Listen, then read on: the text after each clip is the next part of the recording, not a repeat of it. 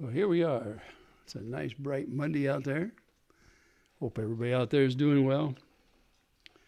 For everybody out there on the East Coast and all those states that are still digging out from the mud and trying to find some places to hunker down in. I hope things get better for you out there.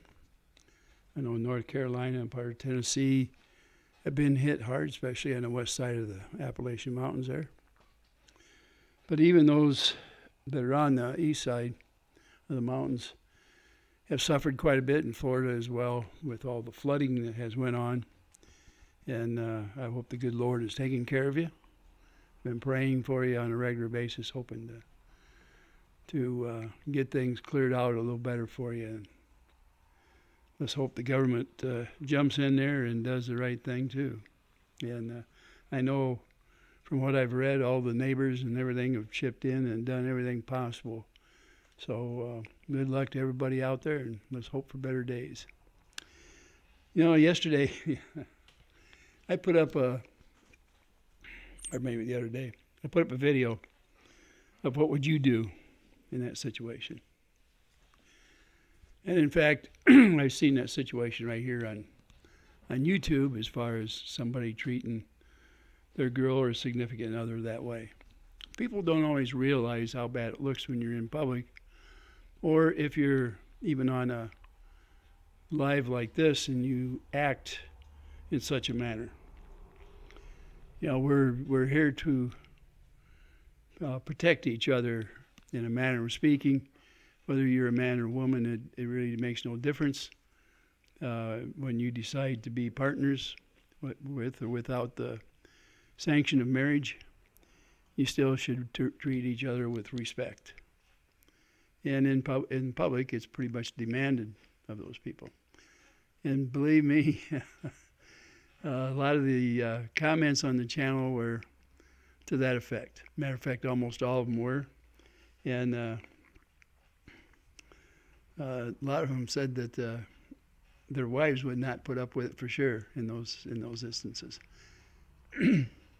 So I guess it's kind of hard in real life to tell somebody where to go. Now, the reason I know that is because I actually, like I say, I know there is at least one YouTuber out there that has very little respect for female in general, and every opportunity, the closer they are, the harder he treats them. And a lot of you, matter of fact, a huge amount of you, have witnessed that. So I'm not going to say more about it. I mean, a lot of people, they realize that there's not a whole lot you can do about oafs like that. Most of them are narcissists in their mannerisms, and you and I would never be able to change them. We might be able to teach them a lesson, but it wouldn't change their ways. These same people, those personalities, usually look for the weakest people they can to pick on, and they turn words around and they make mountains out of molehills. They would make you believe that it is that person attacking them rather than them attacking the person. They would say the reason that they use verbiage on somebody is strictly because they deserve it. And they will give you all kinds of reasons why they deserve it. And when he gets done talking to you, you'll defend him. Because the narcissist's been out there all the many years, is good at what he does. He's not a good person, but he's just good at what he does. Usually he's intelligent, and when you first meet him, he's very charming. And he could talk you into giving you a shirt off his back. That's how good he is. Now, I gave you scenarios before about what happens. You get a person that looks like everything and asks for more. And we all know people like that. They're kind of an opportunist when we look at them, but if you look deeper, you'll see there's a deep-seated negative aura about him, if we will. That type of a person will gather people that he thinks he can control around him so that he can make those remarks without having repercussions whatsoever. The little scenario I give you was to see if you could wake up and I wanted you to blank your mind out completely and let me know how you felt about it. But what would happen if that same guy was one of your good friends? Would you still feel the same way? Would you still be upset with him? What if it was your very best friend? What would you do? I guess I should have asked that, because it gives you a different perspective to look at it. What if that woman that he was talking to that way, what if you didn't like that woman? What if her hair was a little out of place, her lipstick was smeared, and maybe her eyeshadow was the wrong color, maybe her hair had split ends so they didn't just curl just right and they didn't wave just right. What if her dress was a little faded? What would you say then? I mean, would you judge the woman by the way she looked and maybe she talked? What would you think then? Well, I wonder, because I've seen scenarios where a person with that personality that I had described yesterday get away with everything that I talked about. And people actually pat him on the back and told him what a good guy he was and what a poor person the female was. Matter of fact, this person said his significant other, people were more upset with her than they were with him. And she had more dislikes than he did. And I'm talking about a YouTube channel at that point. But by describing it differently, but given the same scenario and verbiage, you opened up your mind, and it was 99% you were upset with this guy. And you took the woman's part very quickly. And yet, in real life, I could give you another scenario where you would be so against the woman, you would think she deserved everything and you would probably be calling the cops on her and patting him on the back at the same time.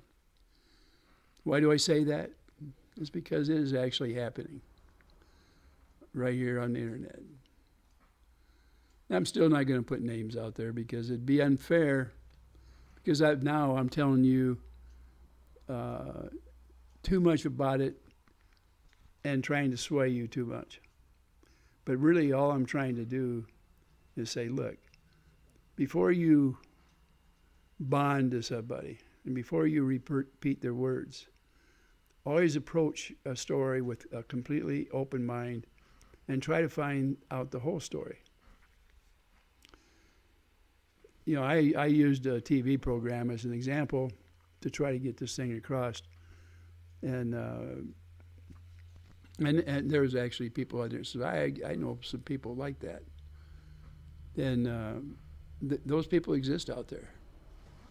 I've seen it before. I mean, early on in life, I had seen. It was so embarrassing one time when I had been invited to somebody's house, and this guy was snapping his fingers and whistling to get his wife to bring refreshments in. There was a friend of mine and I were there at the house, and it was bad enough that after about 10 minutes of it, we just said that we had other places we had to go, and we left. And we never did accept any more invites to that particular person's house because it was very uncomfortable. Then the guy obviously was narcissistic in his values. A lot of those people, they're charming enough, they're able to get a lot of friends. And so when it comes to, let's say that person would have a breakup, they would be on that person's side. And a person like that, they use people till they've used them up. and then they're dropped like a hot potato. And usually they tear them apart just before they drop them. It is part of that narcissistic personality. And you could say they can't help it, and you would be probably telling the truth. But that doesn't mean that you have to be a friend of theirs or get taken in by their personality that is anything but what you'd want to be or be around. Well, that's enough of that subject, now that I've told you about that. We've had some absolutely great news, this week, or this past week. Over in a little town there in Florida, there is a family there that is going to get a lot of help getting their house a long ways towards getting finished. And a fence is being donated, not only the funds for it, but the labor. Now, the people that surrounded this and tried to get it going and gave out of their pockets and gave with their heart, a lot of prayers were said. A lot of investigation around how a person could get into that situation, but they all felt that they deserved a hand up. And the stories that had circulated around this family had made it seem as if you not only would you want to be around, you would absolutely not help them. You would do everything you could to tear them apart. And in fact, when people found out that there was going to be a helping hand, the negativity around it was horrendous. And this little girl is kind of the center of attention. Some of them wanted to snatch this poor little gal away from the parents because they said that poor living conditions, the sanitation was bad, no sewers. They had to use a bucket to defecate in.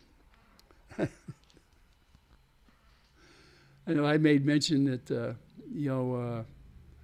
our Lord Jesus Christ was born in a manger. I wonder what those same people would have said had they seen this little baby laying in a manger with animals around, maybe in the straw that the animals had used for bedding. I wonder what they would have said about the parents, that being so poor they could afford no inn to stay in. What would happen? Are we so closed-minded now that we can't help people? What would Christ feel about? I mean, he had no problems walking among the poor, the thieves, the women of the street. None of that. He had no problem whatsoever. He wanted to bring people to the Lord. That's what he wanted to do. He wanted to give them something to live for. And in fact, he gave his life so that you could live an eternal life. How would he feel about a situation like that if you didn't at least try to bring somebody into that hold? Or would he be prouder if you stepped on this person, spit on him in the gutter, urinate on him, if you will? How do you think he'd feel about it? I don't think he would be very happy with the situation. Now, in this particular situation, and within the last week with all this stuff happening,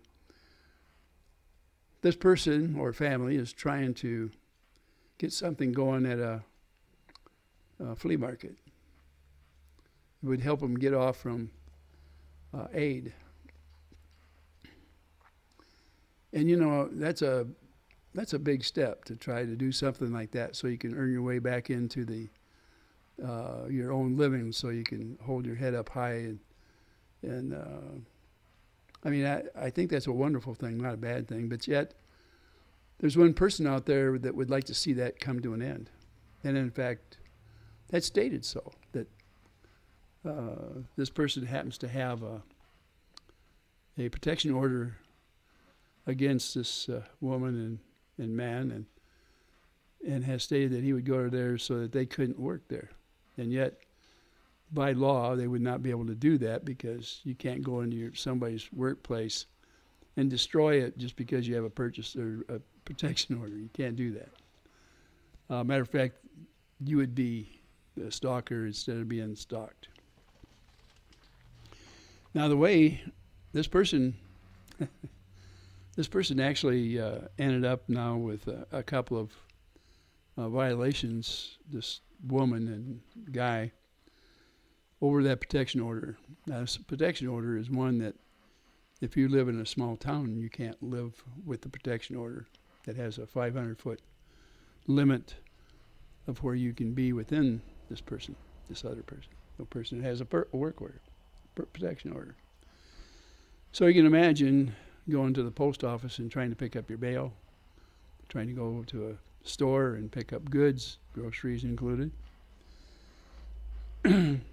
You wouldn't dare walk on public access anywhere because this person, if they happen to know you were there, they would probably come and disturb whatever you're doing, and then you would have to leave because that's the way the protection order was written. It was done on a state, but mandatory to be done in the state that they happen to reside in at this point. Sometimes man's law is not equal, nor is it right. And you have to look at the morals that are taught us through our Bible, through the scrolls of the Bible, the books of the Bible, if you will. And they're quite different than man sometimes. There's a difference in understanding. It's built for people that have a heart and a good sense to follow the commandments of our Lord. And yet we would push or follow somebody that does not walk the walk, but certainly uses a lot of talk. So why would we allow that? Now, the people that went through this scenario with me yesterday, how do you feel about a person that's trying to make a living, and a person would go out of their way and do everything they could to make sure you could not make a living? This isn't the first time that something like this has went on, but it's going to go on and on and on. The person that has the PO feels justified, and we'll give you all the reasons that there are. But after a while, it gets a little old, a little worn out, tattered. And perhaps it's time for somebody to look at a protection order that makes it into a weapon rather than protection. I think maybe it needs a good look. But the people around there need to take a good look, too, at what's happening. If it can happen to this family in this small town, it can happen to anybody. The difference between that family and the one that would pursue him is strictly money and influence. And the money is won out to this point, and still. So now, when I ask you to go back and visit that little story I told yesterday, I want you to look at it in a different light. And that the person there is very influential and has a lot of money. And that woman, her reputation has been diminished considerably. I want to know, do you still have that same respect? Do you still feel that way about that woman that sat at the table that was being harassed, called names? You see, society itself has different ways of handling situations. And the justification by one can make it completely turn from your good nature. We all have the tendency to be judgmental. And when we tell somebody something bad, it sticks quicker than something good. You can be good all your life and make one mistake and do something that's incorrect or wrong. And everybody will remember you for that wrong thing. I hope my little lecture today doesn't bother you too bad. And I hope you understand why I tried to give you that story yesterday, and why I'm giving you a different version of it, on actually a bigger scale and more hurtful than what that story yesterday about how would you handle it, what would you do, is. If you torture and harass people for years, it is similar to what an enemy does to prisoners. It's a brainwashing effect. And it works on good people as well as the bad people. The good people believe the person is telling the story, and then they go out and pick on the people that the story is about. And I think you need to know both stories before you get involved to the point where you want to punish somebody. You know, vengeance is mine, saith the Lord. And a lot of that has to do with the fact that he knows the real story. And that's why he asks that what he says will go, not what you feel. In this case, I've done a lot of soul searching and not always believed that that family that's being picked on was in the right. But at this time, on this day, where good things are coming their way, the Lord has shined a light on them. He gave them a little step up so that we can look at their story as well, that we can give them a voice. And that's all I'm asking. Give them a voice, look at it a lot closer, and do it with an open mind, just as you did my story about the couple in the restaurant. With that, I'm going to let you go today, and I give you food for thought today and hope it works. Please don't bring a bunch of negative energy back. It wouldn't do you any good. This is meant in a positive light so that you can open up and look at things and use your heart when you do it. And with that, I'm going to let you go, and I hope you understand why I feel the way I do.